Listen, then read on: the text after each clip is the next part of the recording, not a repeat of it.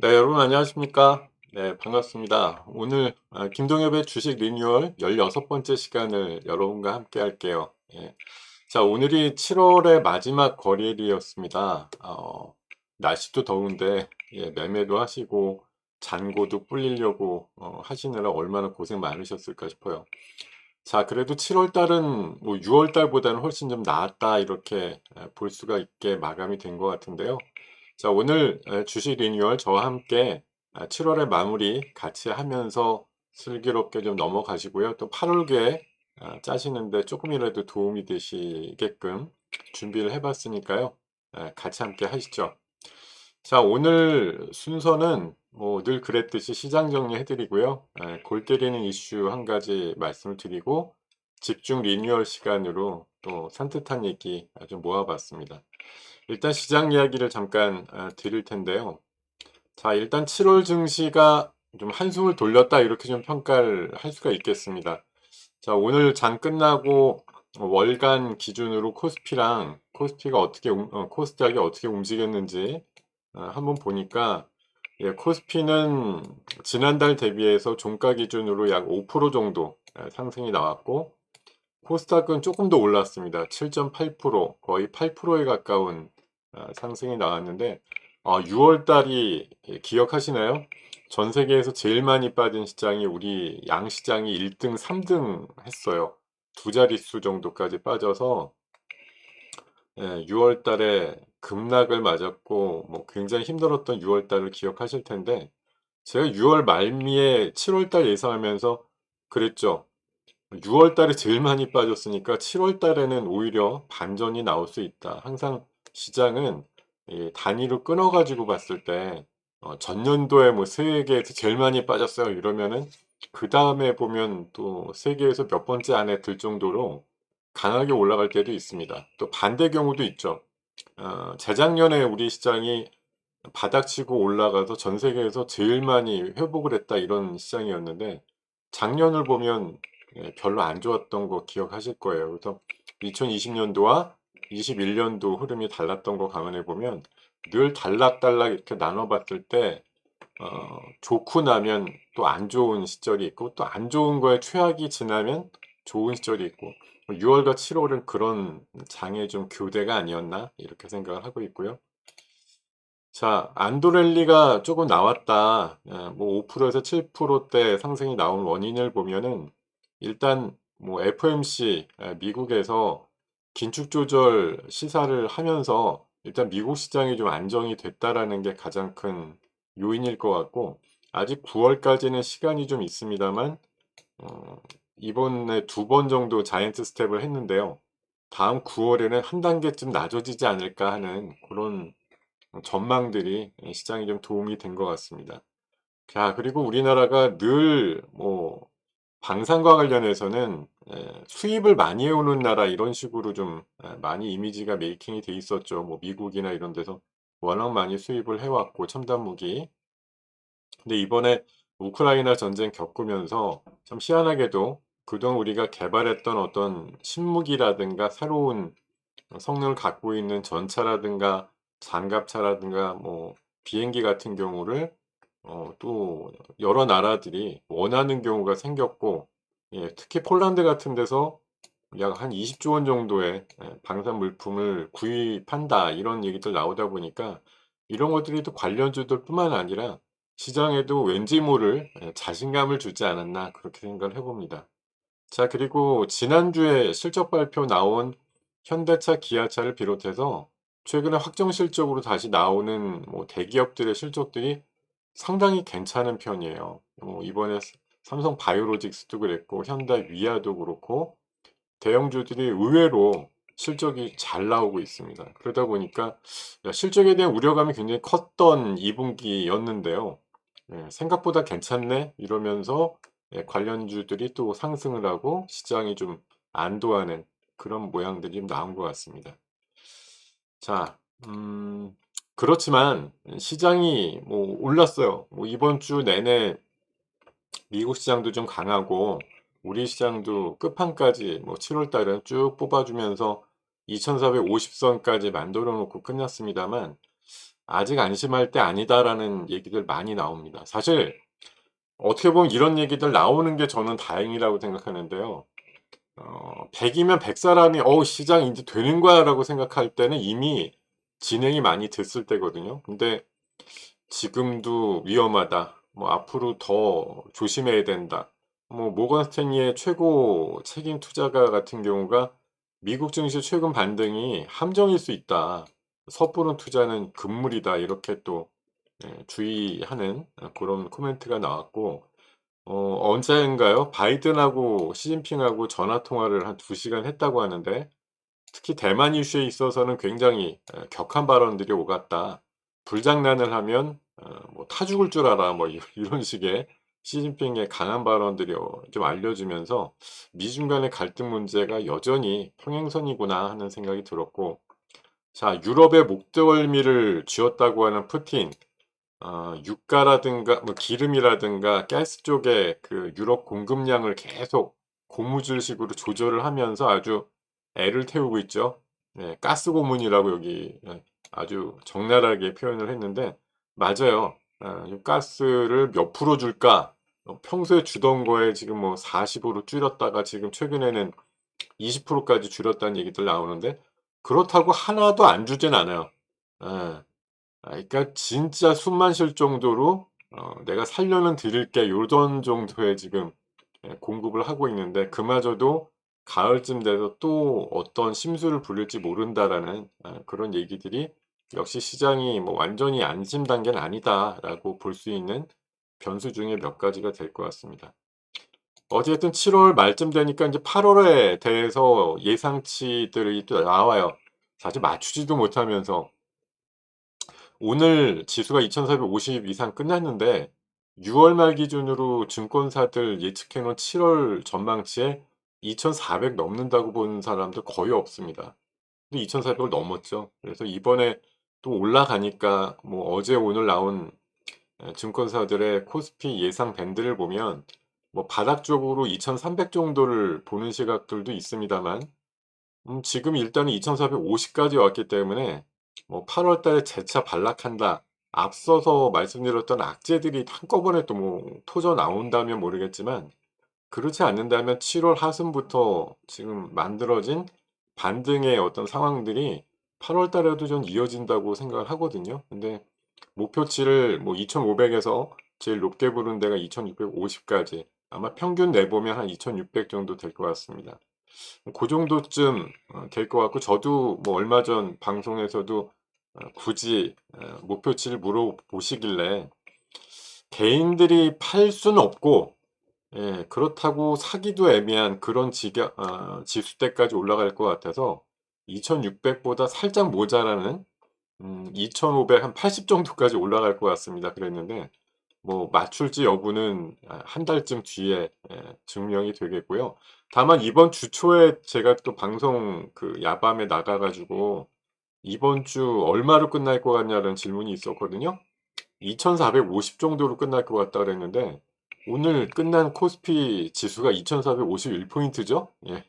한 1 포인트밖에 차이 안 날 정도로 비교적 정확하게 맞춘 사례가 있으니까 뭐 다음 달 지수에 대해서 바라보는 어떤 관점도 한번 흥미롭게 체크를 해 보시면 될 것 같습니다.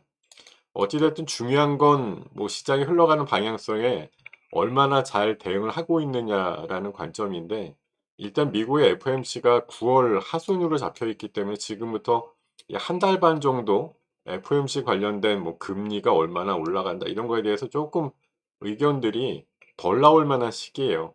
물론 8월 말에 잭슨 홀 미팅 때 또 어떤 이슈가 나올지 몰라도 일단 FOMC 잔체는 8 월에 없다라는 게 약간의 안도 변수라고 볼 수가 있고요. 일단 의심을 많이 하는 분들도 있기 때문에 차라리 이런 상황에서 꾸준히 상승 그림을 그릴 것 같다라는 그런 얘기고 다만 다 같이 오르는 장세는 아니다.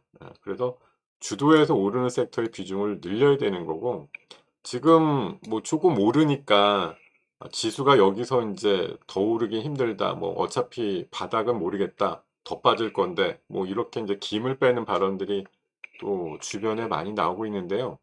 자, 구독이 무서워서 장 못 담글 거냐 이렇게 오히려 좀 반문을 하고 싶고, 보이는 시장에 순응해라. 좀 올라가고 있으면 그냥 올라가는 장이다. 이렇게 보고 대응하시는 게 맞겠다는 거예요. 뭐 올라가는데 내가 생각해 놓은 포인트가 뭐 근접했다, 뭐다 올랐다 이러니까 먼저 패를 던지시고 이러시지 말고요. 지금 시장은 어차피 보통 사람들의 예상보다는 반 발짝 내지 한 발짝 더 가고 빨리 가고 이럽니다. 그러니까 우리가 예상하는 어떤 반등의 포인트를 굉장히 뭐 이 정도 수준에 맞춰 놨더니 훨씬 더 올라가는 그런 일들이 발생할 수 있다라는 것도 염두에 두시고 하시면 좋을 것 같고, 중요한 건 주도 섹터의 비중을 높이는 일인데, 주도 sek터라는 게 참 내가 안 갖고 있는 섹터들이 주로 주도 섹터가 되는 경우가 많죠. 그래서 고민이 돼요. 지금이라도 저걸 옮겨가야 되는가 아닌가에 대해서 인제 생각들을 많이 하시게 될 터인데, 저는 과감하게 가야 된다고 생각합니다. 자, K 방산 수출 관련주들 뭐 7월 하순을 뜨겁게 달궜던 섹터고, 2차 전지, 뭐라 그래도 2차 전지 쪽은 완성차 업체들한테는 꿈이에요, 꿈. 예. 만들 배터리가 없어서 전기차를 못 만드는 상황이 나올 수도 있는데, 그러니까 2차 전지 업체나 아니면 소재단의 회사들하고 뭐 몇 년짜리 장기 계약을 막 터뜨리잖아요. 이번 주에도 포스코 케미칼이 GM하고 13조 원 이상의 장기 계약 터뜨렸습니다. 고런 게 재료가 돼 가지고 또 올라가고 있거든요. 그리고 원전 테마도 있고요.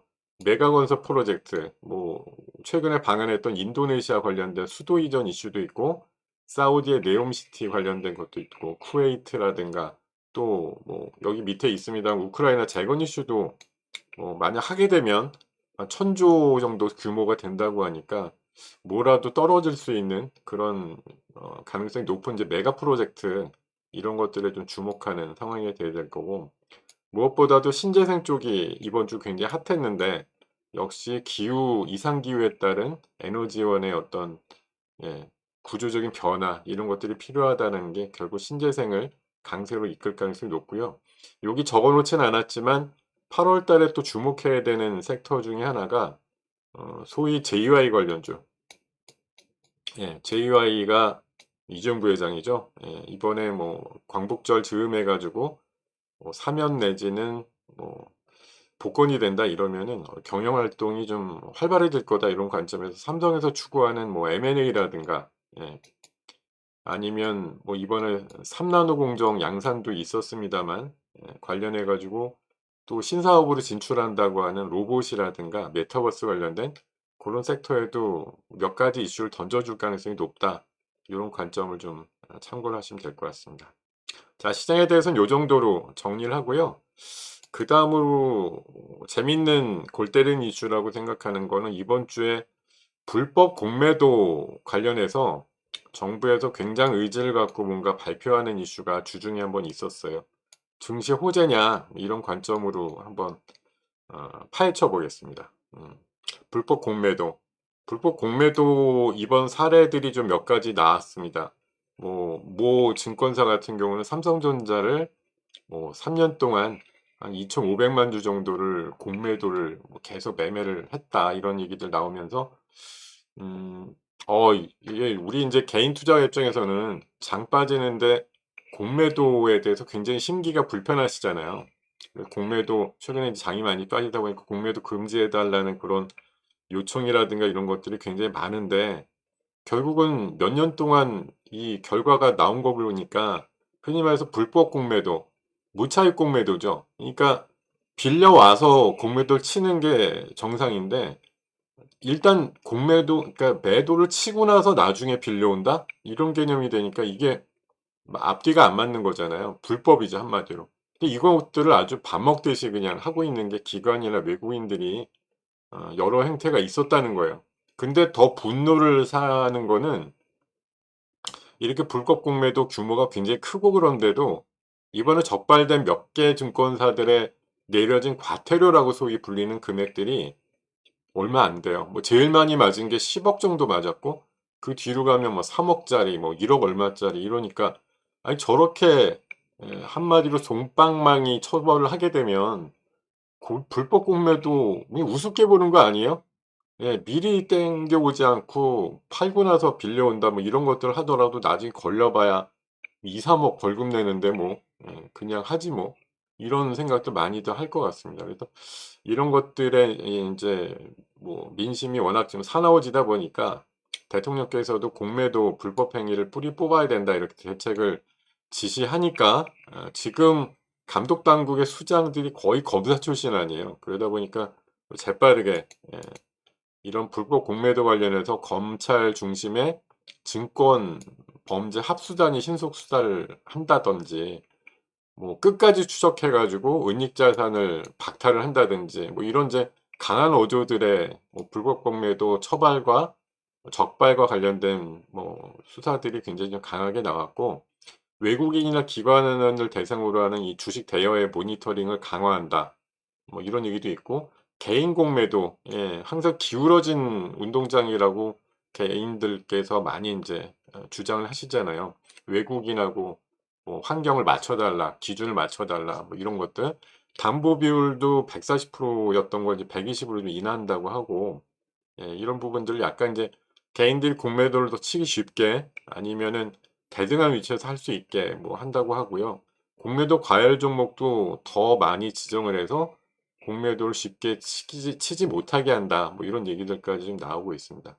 여러 가지 얘기들이 나오는데 실제 불법 공매도를 보면은 쪼끔 기간은 지난 얘기지만 2017 년도에서 19 년도의 불법 공매도 피해 현황을 보면은 자 이때 뭐 어떤 기업들이 대부분 이 불법 공매도의 어떤 대상이 되느냐 여러 가지 공통점이 있는데 항상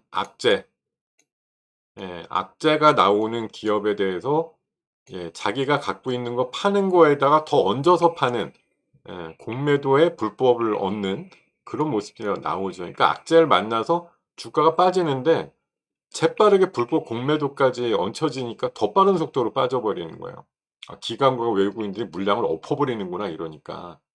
최근에 뭐 2-3년 전 이슈지만 삼성전자, HDC도 뭐 최근에도 한번 이슈가 있었잖아요. 그런 뭐 건축과 관련된 그런 불상사 같은 것들이 있을 때 '야 이 기업은 끝까지 한마디로 내려 꽂게 만들어야 돼.' 이러고서 기존에 가진 걸 파는 정도에서 그치는 게 아니라 불법 공매도를 해서 파는 그런 요인들이 많았다는 거고 최근에 주가 하락이 컸던 셀트리온이나 삼성바이오로직스도 좀 안 좋은 얘기가 있을 때 불법 공매도가 항상 가세가 돼 가지고 더 큰 물량을 쳐버리는 그런 일들이 나왔다라는 거죠.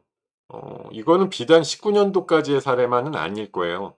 최근에 악재를 만났던 뭐 LG화학 같은 경우도 그렇고 네이버라든가 카카오 같이 코스피 200 종목이면서 악재를 만나는 종목들은 누구나 공매도가 늘어나는데 그 안에 상당 부분 불법성 공매도도 가미가 됐을 거라는 게 이번 사례를 보면은 충분히 어 '추론이 가능하지 않은가.' 이런 생각이 듭니다.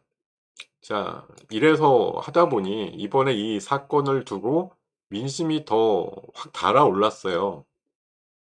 자 공매도 불법 공매도가 벌어진 지가 3 년이 넘었는데 그동안 뭐 하고 있었던 거냐.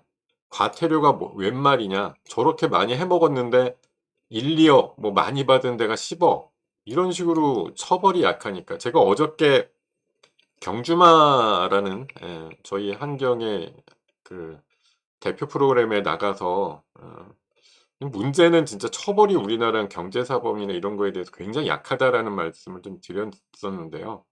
진짜 너무 약하니까 불법이 판치는 거예요. 이게 좀 양형이라든가 이런 것들이 강화됐으면 하는 바람이 있고 자 개미들이 다 죽어야 공매도 금지할 거냐. 뭐 지금 이번에 나온 어떤 상황을 감안하면 공매도를 금지하는 식으로는 아마 어려울 거예요.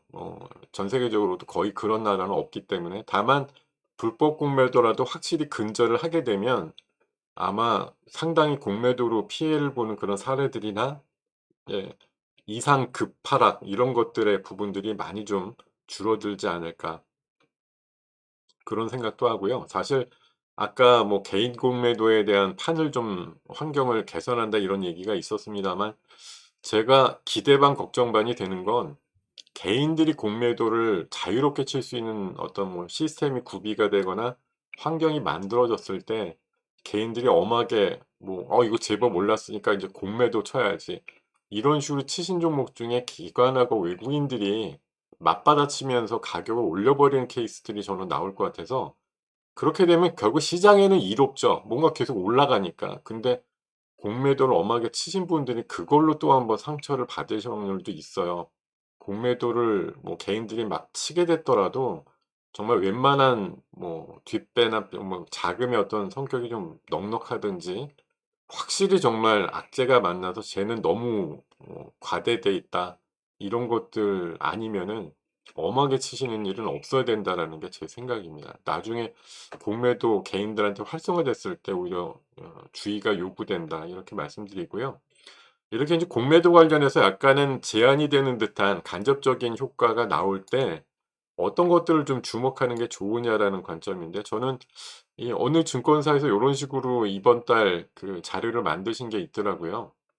쇼 커버링의 수급이 선회할 수 있는 기대주 이렇게 해 놨는데, 공매도가 그동안 좀 잔고상으로 많이 나왔던 종목들이면서 실적이 개선되는 그런 종목들은 이번에 약간 움찔해서라도 공매도 환매 부분, 쇼 커버링이라고 하죠. 이게 좀 들어올 것 같아요. 주가에 좀 이로울 것 같고, 최근에 괜찮은데 많이 빠지는 애들 있거든요. 고런 거 대표적으로 보니까 두삼각해, 실적 좋은데 공매도가 꽤 많았던 종목이에요. 예. 두삼박해, 그리고 BNK 금융지주, 그리고 최근에 심택. 심택도 기판 이슈로 해서 상당히 많이 올랐는데 이제 오르고 나니까 '실적 피크야.' 이러고서 지금 막 밀어서 하는데 '공매도가 좀 동원이 되고 있다.' 이런 생각인데, 심택 같은 종목도 알고 보면 아직까지 기판에 대해서 뭐 실적이 꺾인다 이런 얘기들이 별로 없기 때문에 이번에 이런 식으로 쇼 커버링이 들어오게 되면 의외로 상승이 커질 수도 있고, 공교롭게 아까 보니까 금요일 시간의 시장에서 심택이 되게 강한 것 같더라고요. 그래서 '아, 이런 쇼 커버가 이미 들어오는 건가.' 오늘 또 두산밥켓도 나쁘지 않았고, 그래서 요런 종목들, 그리고 HMM, 실적은 어마무시한데 주가는 막 반토막 났죠, 위에서. 이런 종목. 그리고 CJ 대한통운 최근에 뭐 파업 이슈 이래 가지고 쪼끔 눌렸던 종목인데, 요런 것들이 오히려 쇼 커버링 가능성이 높게 점쳐지는 종목이다. 이렇게 좀 정리를 해 보겠습니다. 자, 그리고 음 집중 리뉴얼로 하나 말씀드리고 싶은 거는, 제가 여러분도 혹시 영화 좋아하시나요? 영화? 영화 하면은 가끔 이제 전문적인 지표라 그래서 로튼 토마토 지수라고 하는 게 있어요. 로튼 토마토 지수. 예. 로톤이란 말은 이제 썩었다는 얘기입니다. 썩은 토마토 지수라 그래서 영화의 어떤 전반적인 전문가들의 평가를 가지고 0에서 100 까지 매겨서요. 아 한 60 정도에서 100 사이가 되면 나름대로 신선한 토마토다. 그리고 80 이상 정도 뭐 나온다, 이러면 확실히 신선함이 보장돼 있는 그런 토마토다. 이렇게, 그러니까 영화에 대한 평을 토마토에 빗대어서 이렇게 얘기하는 재밌는 현상이 있는데요. 60이 안 되면 썩은 거다, 이렇게 얘기를 해요. 그래서 뭐 최근에 우리나라 이제 여름 맞아 가지고 대작들이 많이 나오고 있는데, 뭐 미국이나 이런 데서 나오는 영화들은 대부분 이 로튼 토마토 지수가 나와요. 뭐 70도 있고 80도 있고, 정말 신선해서 '오, 너무 대단하다.' 이런 애들은 100 까지도 나오고 이러거든요. 아마 제가 기억하기로는 몇 년 전에 우리나라 영화 뭐 기생충이라든가 이런 것들은 거의 100을 받았던 걸로 알고 있고, 최근에 뭐 나온 영화들도 굉장히 높은 점수를 받고 있어요. 근데 이게 여기서 인제 저는 뭐 증권하고 좀 착안을 하고 싶은 얘기는, 우리가 시장을 바라볼 때 시장에서 가장 잘 오르는 종목을 사고 싶잖아요. 그런 애들이 과연 뭘까라는 걸 계속 따져보는데, 중요한 변수라고 하는 건 저는 여기 영화에서 이 영화가 과연 어느 정도인가 척도를 이런 토마토 지수로 얘기하는 것처럼 신선함 자체가 저는 바라보는 잣대 중에 굉장히 중요한 것이 돼야 된다고 생각하거든요. 그래서 시세, 증권 시세의 생명력은 전 신선도라고 생각해요. 그래서 지금 어느 영화의 대사처럼 "내가 왕이 될 생각 뭐 상인가?" 이렇게 물어보는 뭐 그런 코멘트가 있었잖아요. 제가 여러분들이 시장에 나오는 수만 가지 뉴스들과 뭐 관련되는 섹터들, 뭐 업종에 대한 코멘트들 이런 것들 하루 종일 뭐 증권방송 보시거나 이러면은 수없이 많이 보시게 될 텐데 거기에서 '아 이거 진짜 괜찮구나.'라고 생각하는 거의 기준은 얼마나 신선한가, 그 얼마나 처음 듣는 얘기인가. 예. '어 이거 처음 듣는데?' 이러는 게 좋다는 거죠. 그 얼마나 거대한 시장인가. 예. 그리고 굉장히 뭐 우리 죽은 다음에 시장이 형성되면 뭐예요.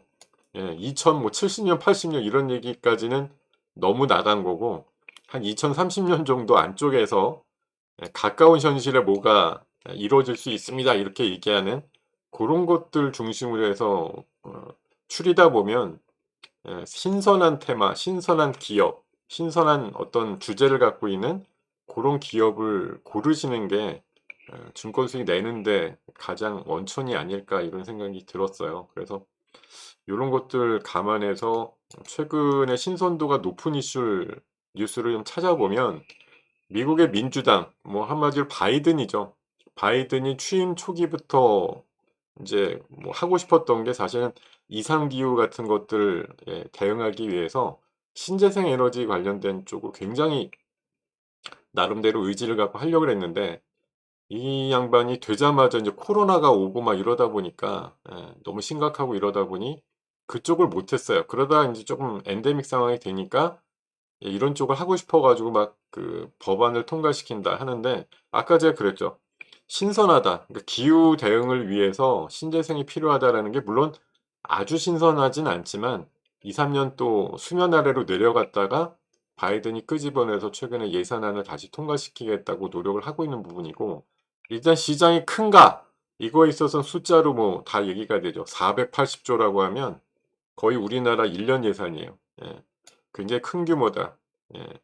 그리고 이번에 그 민주당의 상원의원 하나가 계속 반대를 했었는데 최근에 설득이 돼서 50대 59 조에서 상원 통과가 됐다는 거잖아요. 그래서 요런 부분들이 영향을 주고 있고 또 최근에 뭐 전 세계적인 폭염, 이거에 다 이상기후인데 이상기후가 왜 나와요? 결국은 석탄 많이 쓰고 뭐 오존이 뚫리거나 이런 지구의 대기라든가 이런 것들의 상황들 그러면서 폭염이 나오는 거잖아요. 그래서 뭐 최근에 뭐 저 아이슬란드 빙하가 녹고 있고 뭐 해수면이 올라가고 이런 얘기들 막 나오는데 결국 이런 거를 뭐 근본적으로 없애기 위해서는 화석 연료의 그 사용들을 줄여야 되고 태양광이나 풍력 중심으로 가야 된다라고 하는 그런 바이든의 뜻 자체는 뭐 상당히 높게 볼 수도 있고 이거 관련해서 관련된 시세들이 움직이는 것도 신선함을 바탕으로 하루 이틀짜리가 아니고 상당히 장기간 끌고 갈 수도 있다. 이런 생각이 들고 자 신선함을 가지고 뭔가 테마가 시작이 되면 언제까지 가느냐? 그거에 버금갈 정도의 신선한 것들이 또 나와 줘야 돼요. 규모도 크고 뭐 주장하고 하려고 하는 대기업들의 참여도 세면서 그런 테마들이 나와 주면 기존에 또 한참 가고 있던 것들이 시세가 좀 꺾이겠으나 만만한 것들이 나오지 않으면 1등 테마주로서 부각이 된 애들은 생각보다 생명력이 길다라는 거 꼭 기억을 하시면 좋을 것 같고 자 푸틴은 겨울을 기다린다. 9월 달 이후에 북반구가 난방을 떼는 상황이 되면은 훨씬 더 유럽 쪽에 에너지난이 닥칠 거고 푸틴 입장에서는 러시아의 원유라든가 기름 가스를 가지고 목줄을 쥐어 흔들겠다는 얘기예요. 이게 뭐 테마로서는 신선하지 않지만 어떻게 보면 푸틴이 이런 식으로 유럽 쪽에 대해서 제재를 풀기 위한 어떤 방법 내지는 우크라이나 전황을 좀 유리하게 갖기 위해서 사실 역사적으로는 처음 하는 일이잖아요. 이런 식으로 막 쥐락펴락하면서. 그래서 유가가 물론 우리가 70 년대 5.18 파동도 두 번 겪긴 했지만 지금의 웬만한 사례들은 지금 세대들은 70 년대를 기억하진 못한다고요.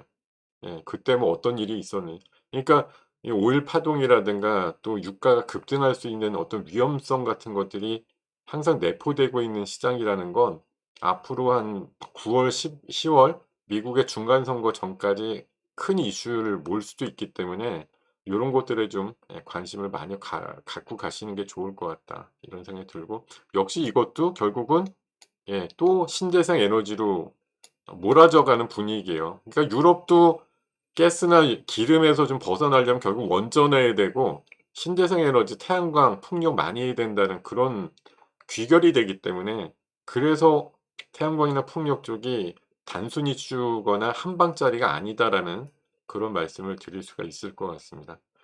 자 그리고요. 8월 달은 로봇이라고 생각해서 최근에 이미 지금 7월 말인데 잘 찾아보니까 8월 1 일자로 리포트가 나온 게 있더라고요 벌써. 이렌텍인데요. 이번 주에 좀 좋았어요.